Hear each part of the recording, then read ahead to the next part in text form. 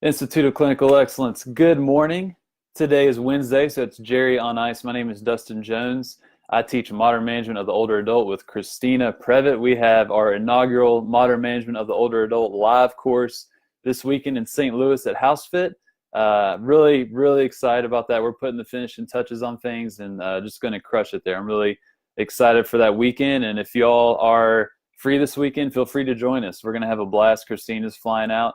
We're going to have a pretty solid crew from what I'm seeing so far. So today, I want to jump into this. I have been just absolutely geeking out about some ageism research that I've come across from a researcher named Becca Levy. She's at Yale, but you look at some of the stuff that she's produced, it's pretty crazy in terms of some of the data she's producing in terms of how ageism influences people in our lives and outcomes. So the title of this article, Jason Robinson, good morning, sir. Subliminal strengthening, improving elders' physical function over time through an implicit age stereotype intervention.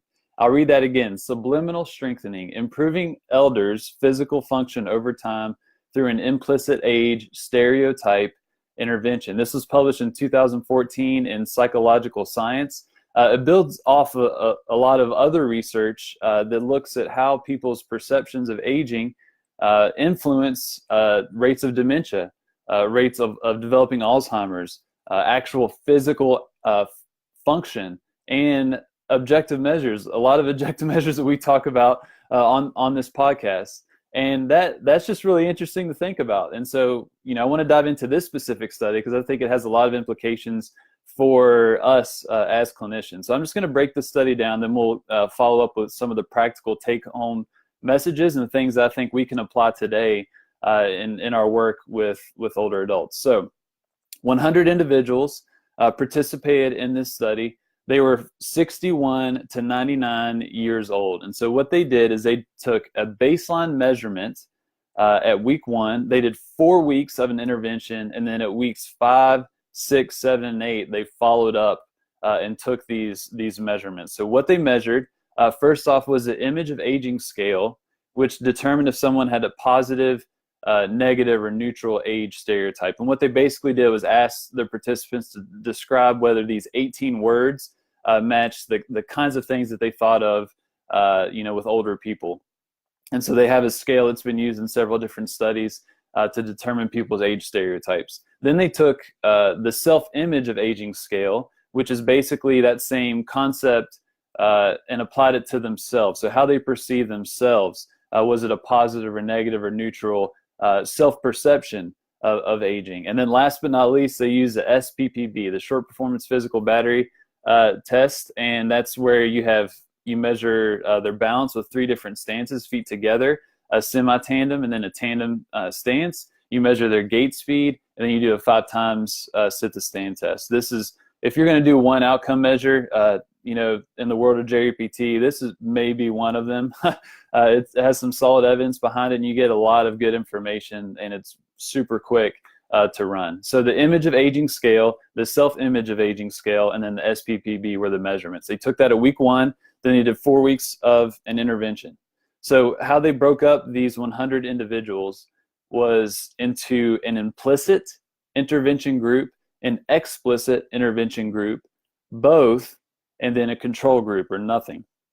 So the implicit intervention group, so what they did, they were trying to indirectly influence people. So the subjects were not aware of the intent of the intervention that they were receiving. So this implicit intervention group, they basically sat in front of a computer with a white background, and words would flash in black letters, and so quick that it was a subliminal message. So what those words were positive age stereotype words like strong, wise, independent, healthy, things along that nature were just subliminally flashed so quick that they may not have even perceived what the words were. So that was their intervention. The explicit intervention group, was an intervention where, those subjects knew, the intent of that intervention. They knew what the researchers were trying to do. And so what the explicit intervention group went through was they basically went through imagining what a healthy senior who's mentally and physically healthy looks like, walking along the beach, holding the hand of their spouse for over 50 years, just getting that picture in their head and thinking about, a positive age stereotype. And then, there was a group that received both of those interventions and then control. All right. So I hope you're tracking that, especially y'all on the podcast. So those baseline measurements, 4 weeks of those interventions, and they redid those measurements at weeks 5, 6, 7, and 8. And so the results. So the implicit training group, the people that sat in front of a freaking computer with words that flashed in front of them, increased their age stereotype. So whether they had a positive age stereotype, whether they had a negative age stereotype, or whether they had a neutral age stereotype, that implicit intervention improved their perception of aging. It also improved their self-perceptions of aging, what they perceived about themselves and the aging process. And then it also clinically significantly improved their SPPB score within 4 weeks. Their SPPB score, their physical function, improved just by staring at a freaking computer, which blows my mind. The explicit intervention group had no significant impact. And what was really interesting is that Dr. Levy compared the functional outcomes that they were able to achieve with this study to a study that was released, just before this article, that demonstrated SPPB improvements with a 6-month DVD exercise program. This was a pretty robust article that 6 months of exercise guided by a DVD showed this percentage improvement in the SPPB score. This implicit intervention, staring at a computer screen, had greater SPPB scores than that 6-month DVD exercise study, and I'll put a link to that in the Facebook post. Staring at a computer got better functional outcomes than doing exercise for 6 months. And she wrapped up the study with 4 older adults. This implicit intervention appeared to create an implicit fitness center. Hell yeah, an implicit fitness center. So the first question that came to my mind after reading this is, how can we create implicit fitness centers in our day-to-day work? The people that we're interacting with, how can we do that? And so I just started to think about people that have influenced me and different situations that I've been in, trying to apply some of this research. And there's 4 main things that I want to talk about with y'all that I feel like can be very applicable. So the first thing is we got to be about it. We got to be the change that we wish to see in the world. That cheesy quote, but it's so true. And I think of, no one does this better right now that I'm aware of than Alan, that you all hear, every other Thursday. But Alan has just been getting after it for the past probably almost a year. He's been doing CrossFit regularly. Sometimes he's doing 3 workouts a day, but the guy is just very, very consistent, and he's sharing his journey, and he's actually practicing what he preaches. And that alone is influencing. I know it's influencing his patients. It's influencing the people that he's around. It's influencing his coworkers. They've started to do workouts at the end of the day now.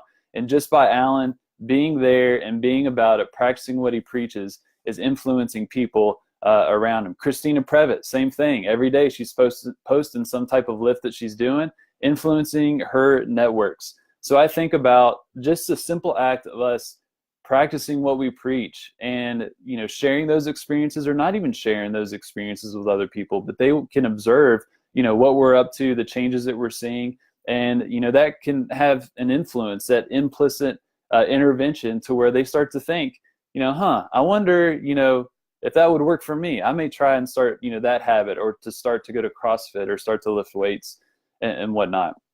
So just be the change that you wish to see in the world. I think we need to start there, and that's going to go a long way in building these implicit fitness centers. Second, Mike Eisenhart says it all the time: go where the people are. If you are wanting to influence a particular population, so for me it's older adults, I've got to be around them. I've got to be giving talks at the local senior center. I got to be going to the assisted living facility and talking with these people, spending time with them, just rubbing shoulders with them. And as we're building those relationships, they see what I'm about, what I do, how I live my life. That's going to influence them in some way, shape, or another. So we got to go where the people are. So who are you trying to influence? What particular population? And become a part of that community. We talk a lot about the CrossFit community here. Join a box. How about that? Instead of just trying to come in and say, I'm, a physical therapist and I want to, be a CrossFit coach and help you all with all your issues that you're creating by your poor programming. What if you just start to go in there and be a CrossFit member for a while, and then, be able to influence people as you build those relationships. So, we got to be about it. We got to go where the people are. Third is, how can we create positive age stereotype environments? The first thing that came to mind was Christina Previtt and her clinic, Stave Off. It's kind of a hybrid, fitness center, gym, along with the physio clinic. And I just think about those patients that come in. Think about some of these people that she's working with. A lot of times they're kind of 50 plus, probably chronic low back pain. They're walking in, they open the door, and they're just hearing barbells just crash on the ground. They see, probably 20-some people in a group fitness class just getting after it, giving each other fives at the end, smiling, laughing, music playing, just having a good time, and just getting after it. And these patients see that, and then they go back, they probably go back to their private treatment room. I'm not sure the exact setup, but then Christina, is working with them to achieve their goals, get out of back pain, for example. But the whole time that, she may be doing a particular intervention and the door's closed, barbells are still crashing. They're still getting that implicit intervention. They don't even know it, but those people are influencing that patient. And then whenever they get, out of pain, they've met their goals, then Christina just opens the door and says, hello, here's your new community that's going to help you get further than you've ever thought you could go. And then they often go into that gym setting. So I think, Christina has crafted that intentionally to where those patients are, that they see that gym side of things. So that is super, super important. So how can you create your environments to have that implicit influence on some of your patients? It may be a fitness class. It may be something else. I don't know. But Christina and Stave Off is a great example of that. I think about decor. Almost every clinic that I worked in had those just super cheesy motivational posters that said, courage or bravery, and all this stuff that I don't even pay attention to it anymore. But what if you had decor that was an implicit intervention? What if it was an older adult that you wouldn't expect to be able to deadlift 135 pounds? What if you had a picture of them? Just post it up there. That could really generate some thoughts of some patients coming through the door. So think about the decorations, the decor. How could you use that to have that implicit intervention?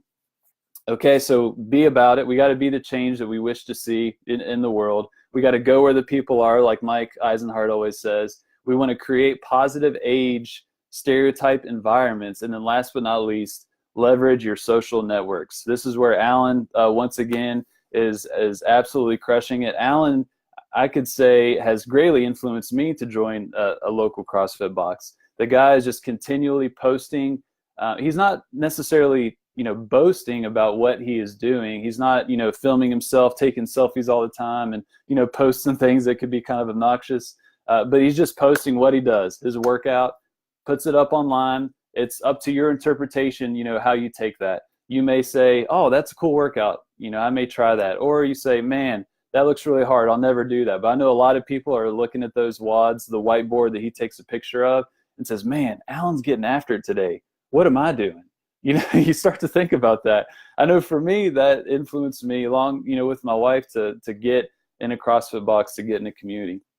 So leverage those social networks, because those posts, definitely have an influence to the people that you're connected with. Now, from the clinic side of things, I think you can do that as well. Recharge with Gene and Ryan out in Maryland is a great example of that, to where they are consistently creating content and influencing the networks that they're a part of. So that's all I've got. Amazing study, very interesting. I'll post a link to that study in this Facebook group. And then those 4 points: be about it, go where the people are, create those positive age stereotype environments, and then leverage your social networks to build implicit fitness centers with the people that you interact with. So modern management of the older adult in St. Louis this weekend, Christina and I will be there. We're super excited. This is going to be our inaugural class. We've got, I think, 5 booked, through the fall of 2019. So we're going to be getting after it, and we'd love for y'all to join. The next one is going to be February 9th and 10th in Casper, Wyoming. Really excited about that one. Then the next online cohort is going to be January 13th for Modern Management of the Older Adult. So ptonice.com is where you can find that. I also encourage y'all to go to ptonice.com, go to the bottom of the page, and you'll see this graphic that says ICE Essentials. Sign up there, because Jeff has been crafting a weekly email called Hump Day Hustling. So every Wednesday morning he sends it out, and he basically fields all the faculty for pertinent evidence or fun articles or things that they found interesting. And it's only 5 points, real simple, but I really enjoy it. I'm always finding something new, and it's been very helpful, but also it's easy to consume. So consider checking that out. All right, appreciate your all's time. If you have any other ideas of how to build implicit fitness centers, go ahead and post it in this Facebook post below, and I will talk with you all in a couple weeks. See you.